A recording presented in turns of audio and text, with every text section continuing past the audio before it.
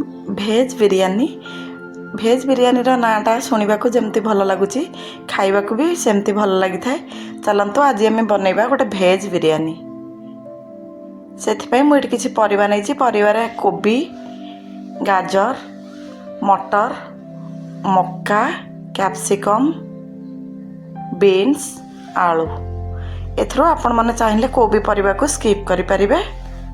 मो पाखे ये सब परिवा आवेलेबल थी मुझे सब परिवा नहीं ता सहित गोटे बीट नहीं बीट की एमती टिके बड़ बड़ पीस रे काटी।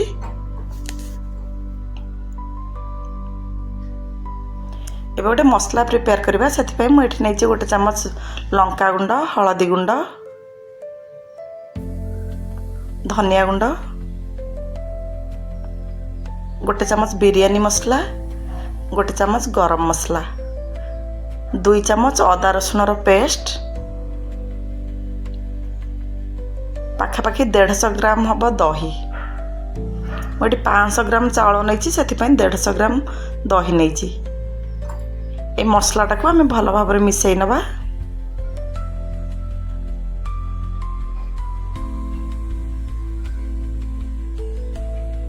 ये मसलाटा मिसी जाइए आम ए परिवा ऐड कर नवा।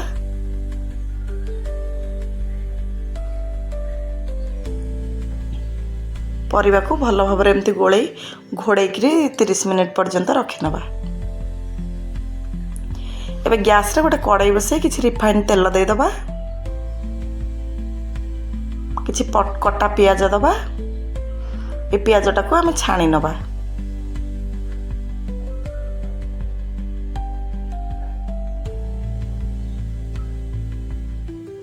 एबे गोटे पतिला रे आम भात पाई पानी बसैबा से किसी गोटा मसला ऐड कर नवा।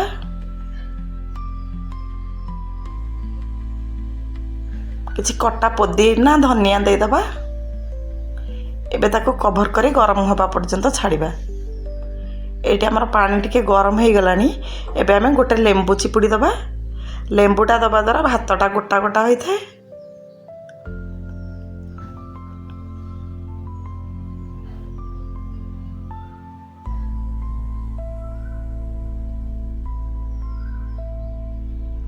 ता सहित आम गोटे चमच रिफाइन तेल देदबा।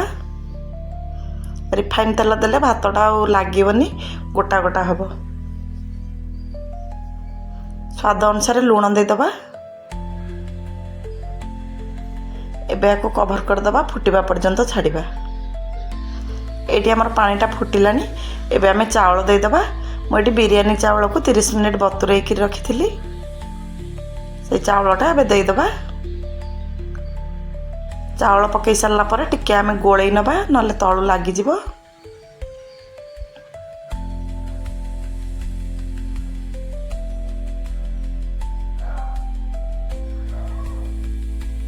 एटी भातटा को आमे 50% कुक करिबा। एटी देखि परथिबे भातटा हमर 50% कुक हेई गलानी। एबे आमे एथरु पानी बाहर कर नबा। एटी हमर भातटा बनकी रेडी हो जाइए। केते गोटा गोटा दिशुची देखुथिबे। एबे आमे गैस रे गोटे कड़ाई बसे गोटे कटा पियाज देदबा। गोटा मसला और कटा पियाज दे आमे एटा को पियाजटा को गोल्डन ब्राउन कलर होबा पर्यंत भाजीबा। एटी हमर पियाजटा हेई गलानी एबे आमे मैरिनेट कर रखिथिबा परिवाटा देदबा। एबे परिवा को कभर करदबा तार पानीटा छाड़िबा पर्यंत। एटी देखि परथिबे परिवार पानी छाड़ी गलानी।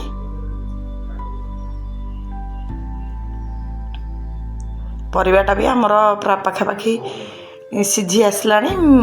परिवा को पूरा सिझेइबानी जेमती 70% कि 80% सिझेइबा। एबे गोटे पतिला रे प्रथमे आमे किछि परिवा देदबा।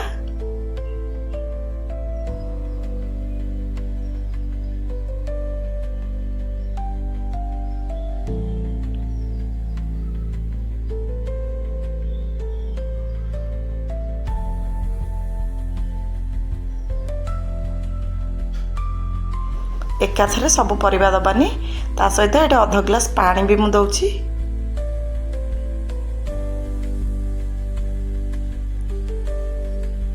ଏବେ ଭାଜି ରଖିଥିବା କିଛି ପିଆଜ ଦେଇଦେବା।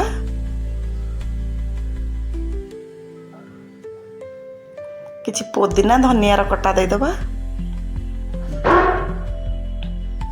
ତା ଉପରେ ଭାତର ଗୋଟେ ଲେୟାର ଦେବା। ଯେଉଁ ଭାତଟା ରାନ୍ଧିଥିଲେ ଅଧା ଭାତ ଏଇଠି ଆମେ ଦେଇଦେବା।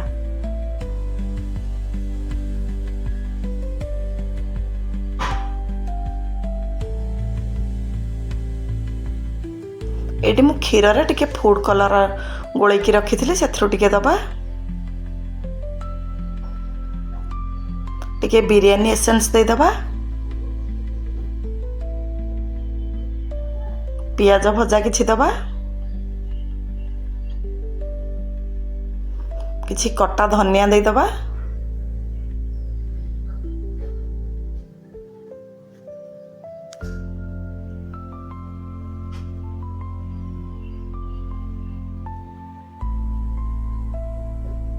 ଏବେ ପରିବାର ଆଉ ଗୋଟେ ଲେୟାର ଦେବା।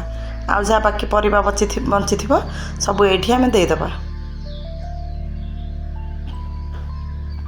ଏବେ ଆଉ ବଳକା ଭାତ ସବୁ ଦେଇଦେବା।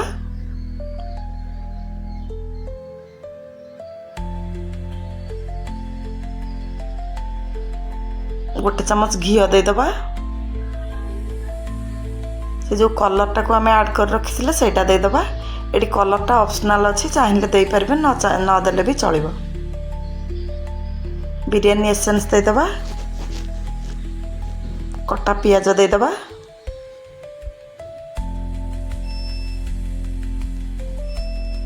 ଉପରେ କିଛି କଟା ଧନିଆ ପୋଦିନା ଦେଇଦେବା। ଏବେ ଆକୁ କଭର୍ କରିନେବା।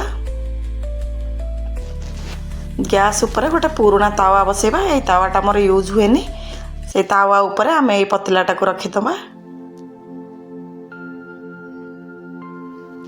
ଫାଷ୍ଟ 5 ମିନିଟ୍ ହାଇ ଫ୍ଲେମ୍ରେ ରଖିବା, ତାପରେ ଫ୍ଲେମ୍କୁ ଲୋ କରି 20 ମିନିଟ୍ ବସାଇବା।